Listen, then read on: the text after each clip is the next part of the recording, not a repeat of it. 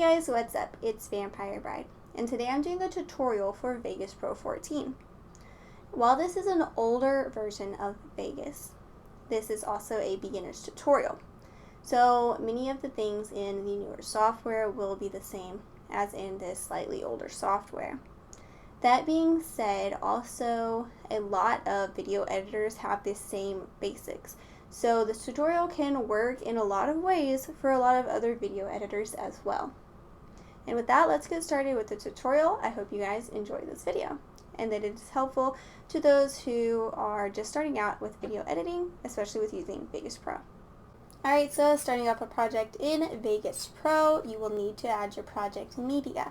When you first open up Vegas, you should have the windows that are already on my screen. If you do not, for some reason, have these necessary windows, you go to View, Window, and then you have all these different choices in which you can add to your main screen in Vegas. I only use the video preview and project media windows personally while I'm doing a project, but you can add to your personal taste. So I have my two windows and you can resize them to fit how you like in your window. I tend to make my preview window fairly large as well as have plenty of room for my tracks. To actually import media into Vegas, you will go here to All Media.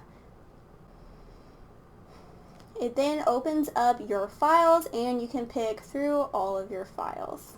At this point, you can choose to double click on the file or drag and drop. When you double click on the file, your files will all go away. If you drag and drop, then you are able to put multiple files without the document shutting down. Then to add your project media to your timeline, you just drag and drop it where you want it to go. You have multiple options when it comes to scrubbing through your video. You can use the little marker and drag it to where you need to be.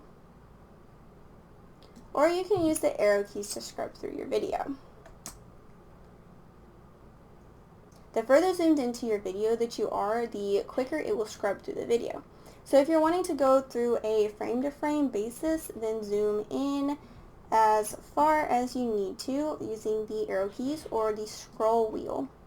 Up here you have a couple of quick options. You have your audio button, play from the beginning, play, pause, stop, fast forward, rewind, etc. Your video will play from where your marker is at. If you want to skip ahead in the video, you can press down here under your tracks and it will then skip ahead.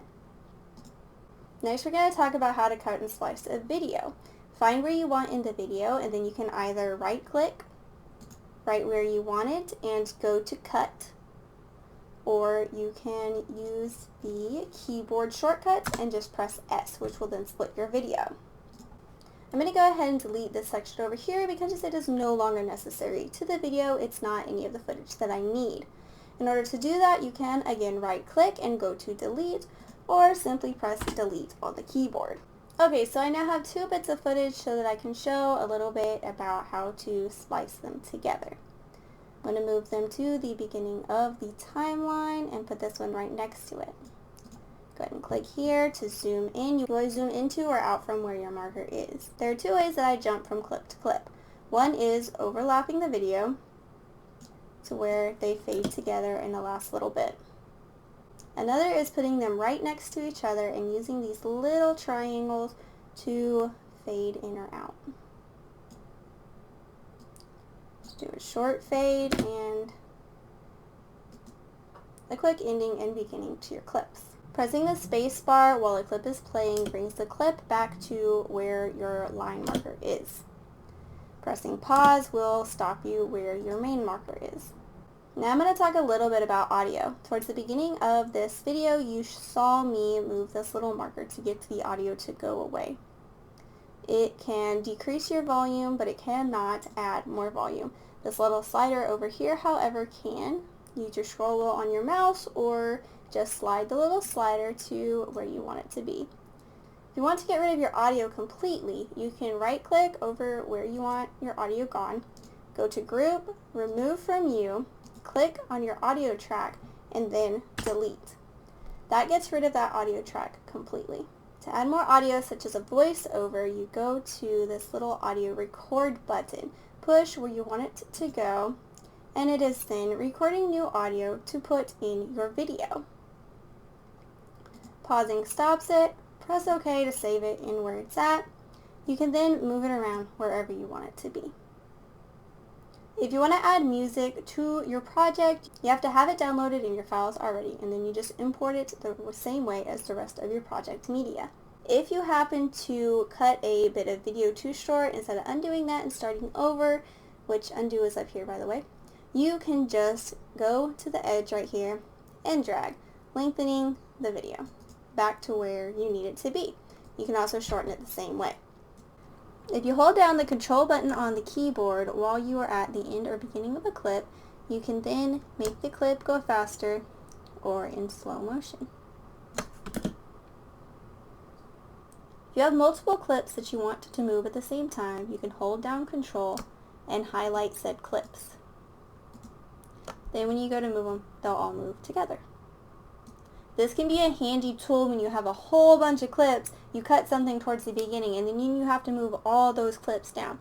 Instead of moving them all one by one into where they're supposed to be, hold down control, press each one, and then move them all together. You add pictures the same way you do the rest of the project media. You can adjust the sizing and positioning of your pictures and videos using this little cut button.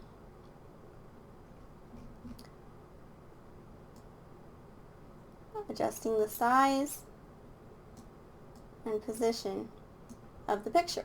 To add an audio or video track, either drag and drop a clip where you want it to be, or click down here at the bottom and go to Insert Audio or Insert Video Track. If you want to add text media, add a video track and then right click up in the video track and go to text media. You are then able to type out whatever you want into the text box.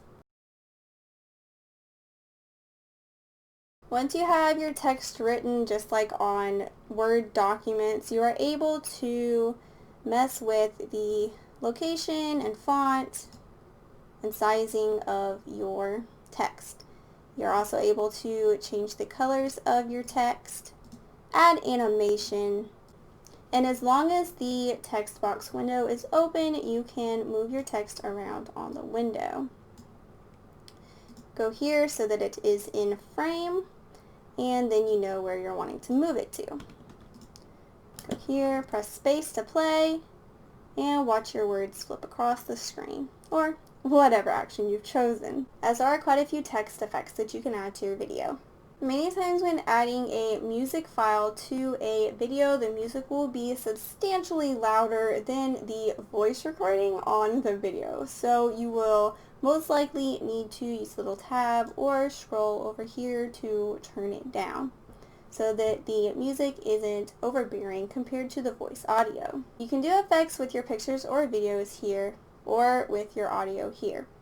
I don't usually use the audio effects as they make your voice sound more tinny. Also, I don't tend to use the picture effects either, as they tend to make the picture look fuzzier. But if you were wanting to add an effect to your picture or video, you'd go here, press which one you need. We're just going to go with color corrector. Press add and then OK. You can then make adjustments and see how it affects your picture. What I had done is try to add some brightness to my picture or video, and when I had it made the video look fuzzier as it got brighter instead of just adding brightness. It's not quite the same as if you were adding a filter to, say, an Instagram picture. These tend to not look quite as good. It's like a bright haze over the picture instead of just like a light was shining on it. We're almost done, but we do need to talk about how to save and render the project out of Vegas Pro. Save is up here. Press it, title it, and save. To render your project out of Vegas Pro, you either go to File, Render As, or go to this little icon up here at the top. You then have quite a few choices to choose from. This is what I choose because it works for video audio files and it has a high picture resolution and frames per second. So that's it for my Vegas Pro 14 beginners tutorial. I hope you guys enjoyed the video. If you did, hit that like button and of course subscribe for more videos to come.